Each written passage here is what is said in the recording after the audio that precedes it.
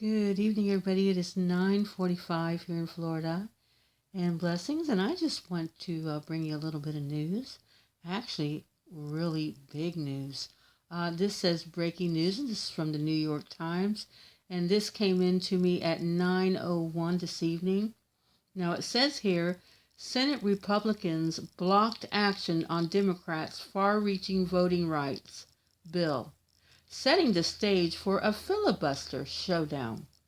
Now, this came out January 19th, 2022 at 8:59, and it says though every senator who caucuses with the Democrats supported it, a Republican filibuster blocked the measure from reaching a final vote, denying it 60 votes.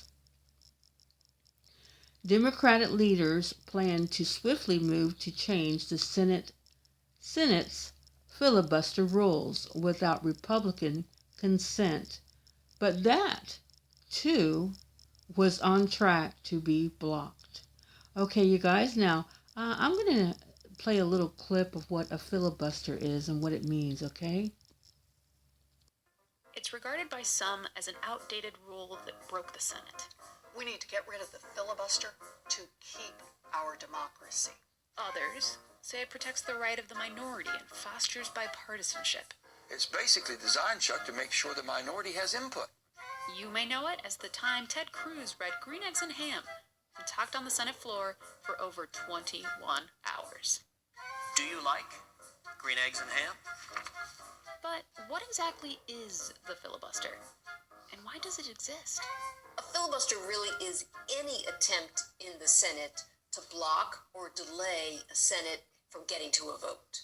That can be endless debate. It can be offering endless amendments. It can be offering obstructive motions. Put simply, it's a loophole within Senate rules that blocks legislation.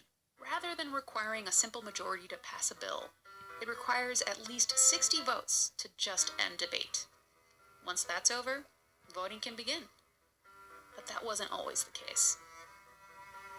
The filibuster came to be, we believe, because of an unintended consequence of a very small change and cleanup of the Senate rule book in 1806.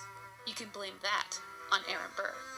Just a year earlier, Vice President Burr, freshly indicted for murdering Treasury Secretary Alexander Hamilton in a duel, told the Senate they had too many rules. The Senate responded by eliminating a rule that could have been used to cut off debate, opening the door for lawmakers to talk for hours to delay proceedings. For years, business went on as usual, until one senator wised up and decided to exploit the change. In the 1840s, Senator John Calhoun took the opportunity to block bills he feared would diminish the power of slaveholding states by talking for hours on end. Some senators took notice of the tactic, and decades later, the act of endless debate became more common, ultimately earning the name filibuster. The name actually comes from a Dutch term for pirate, which is pretty appropriate given that a filibustering senator is essentially taking the Senate captive. Get dressed. We're going to have company. Politicians on both sides of the aisle were frustrated that a single senator's never-ending speech could destroy legislation supported by the majority. So in 1917, at the urging of President Woodrow Wilson, Senate Rule 22 was adopted. It allowed the Senate to end debate with a 2/3 majority vote, also known as a cloture. This was later reduced even further to a 3/5 vote.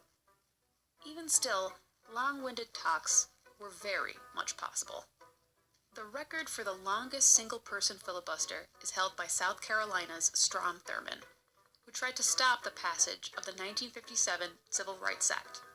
He went on and on for over 24 hours and failed to convince a single senator to change their vote. Fast forward to today, the filibuster is now more common than ever. But unlike the old days, they're rarely passionate, hours-long speeches. And I'm going to stay right here and fight for this lost cause, even if this room gets filled with lies like these. Regardless of opposition senators' intent in voting against cloture, the outcome more often than not is just deadlock.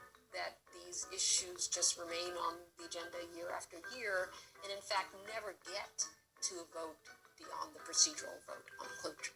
Both Democrats and Republicans have toyed with eliminating the legislative filibuster over the years.